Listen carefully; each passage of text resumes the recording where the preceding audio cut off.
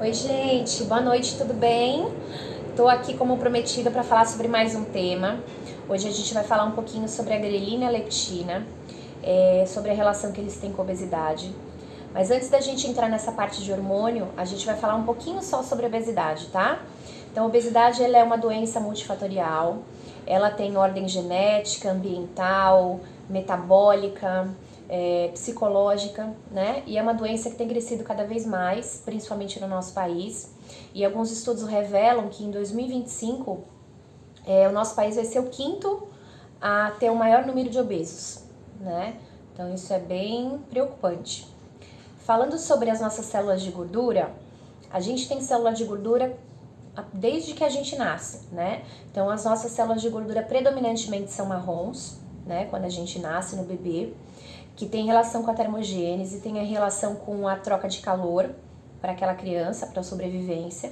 E conforme a gente vai crescendo, eu vou tendo a substituição, né, a troca, a predominância, vamos dizer assim, da gordura de tecido branco, né, tecido adiposo branco, que é aquela gordura que tem relação com a minha alimentação, que é a minha gordura, é a gordura mais prejudicial, que é a gordura visceral, tá?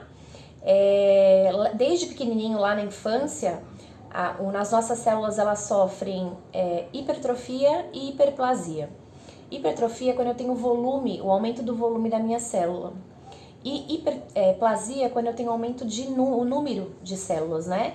Então, quando a gente fala que a gente tem que tomar muito cuidado com a alimentação dos nossos pequenos aí, das nossas crianças, é justamente por isso, né? Porque essas células de gordura, elas vão se formando lá na infância, de acordo com a alimentação, né, com o estilo de vida que essa criança leva. A partir do momento que eu tenho a formação de uma célula de gordura, essa célula de gordura não desaparece mais, tá? Então, lá na fase adulta, quando o cara emagrecer, ele vai murchar essa célula de gordura, mas ela vai permanecer lá.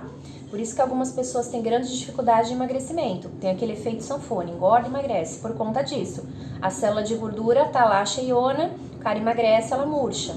Aí ele engorda, ela vai lá e aumenta de tamanho de novo. Então a gente tem que tomar muito cuidado lá na infância com o que a gente come, que a gente dá para os nossos filhos, né? Para que a gente não prolifere, não aumente de forma absurda a quantidade dessas células de gordura, né? Uma criança obesa, ela tem uma chance enorme de ser um adulto obeso também, tá bom? Então, esclarecido dessa parte de obesidade, a gente vai entrar especificamente agora no tema de grelina e leptina, tá? A grelina e a leptina são dois dos hormônios que a gente tem no corpo, dos diversos hormônios que a gente tem no corpo, e eles dois estão relacionados à sensação de fome e de saciedade, que tem relação com a obesidade. Quando eu falo em sensação de fome, eu falo na grelina. Ela é um peptídeo. Por que eu falo peptídeo? Quando eu tenho mais de 2 aminoácidos ali no componente, eu chamo de peptídeo. Então, essa grelina, ele é um peptídeo que me dá a sensação de fome. Ele vai se juntar com um outro neuropeptídeo, que eu chamo de NYP. Quando eu pego essa grelina e ela se liga com esse neuropeptídeo, que vai acontecer lá no hipotálamo, eu tenho essa liberação desse hormônio e eu sinto essa sensação de fome. Geralmente eu sinto isso quando eu não me alimento, quando eu tenho uma dieta restritiva, estou muitas horas sem me alimentar, então eu ativo esse hormônio no meu organismo. A partir do momento que eu me alimento, eu tenho uma predominância, eu vou diminuir a predominância dessa grelina e vou ativar um outro hormônio que a gente chama de leptina, tá? A leptina, ela também vai se ligar com alguns receptores ali no meu cérebro e vai me dar essa sensação de saciedade, certo? A gente tem uma relação muito direta da leptina com a obesidade. Geralmente quem é obeso ou obesidade mórbida tem uma resistência à leptina. Então essas pessoas elas se alimentam de uma forma inadequada, então comem geralmente carboidratos de alto índice glicêmico, que como a gente falou em outros temas, são aqueles carboidratos que não oferecem valor nutricional relevante, mas tem muitas calorias e geralmente demoram muito para saciar. Então essa pessoa vai se alimentar muito, vai demorar para saciar e aí engorda. Lendo alguns estudos, eu cheguei à conclusão e vi lá algumas referências falando que o tempo que eu como interfere muito na ativação da leptina. a velocidade com que eu como. Então, quanto mais lento eu como, mais rapidamente eu vou ativar a leptina, esse hormônio da saciedade. Então, eles falam que é importante que eu coma fibra, porque os alimentos com fibras saciam mais.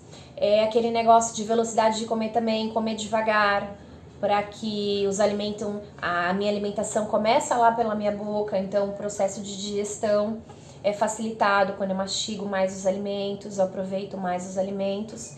E aquele negócio de começar pela salada, que vai saciar mais, então tem mais água, e isso é realmente verídico, né? Isso realmente acontece. Tanto é que essa leptina aqui, ó, eu coloquei uma coisa que eu achei bem bacana dela, ó. Ela regula o armazenamento, o equilíbrio e o uso da energia pelo organismo. Então pensa assim, se eu comer devagar e o alimento certo, eu vou ativar logo esse meu hormônio da saciedade. Se eu comer um alimento que ele é rico em carboidrato de alto índice glicêmico, que tem muita caloria, e comer muito, eu vou demorar mais para poder me sentir saciada. E também como a gente já falou sobre o excesso de carboidrato, eu vou estar estocando essa quantidade aqui, ele vai usar essa energia, o que eu tiver que usar ali na hora eu vou usar, e o que ele não precisar ele vai estocar. Então, o que a gente tem como conclusão disso tudo aqui é que esse processo acontece no nosso corpo, os nossos hormônios trabalham ali a nosso favor, mas que as coisas dependem muito da gente também, do nosso estilo de vida, da nossa alimentação. Como diz o estudo aqui, se a gente procurar comer alimentos mais saudáveis, com baixo índice glicêmico, se alimentar lentamente para poder ativar esse hormônio da saciedade. Então é um caminho para a gente tentar diminuir a obesidade de uma forma geral, tá bom? Então eu espero que vocês tenham gostado de mais um tema.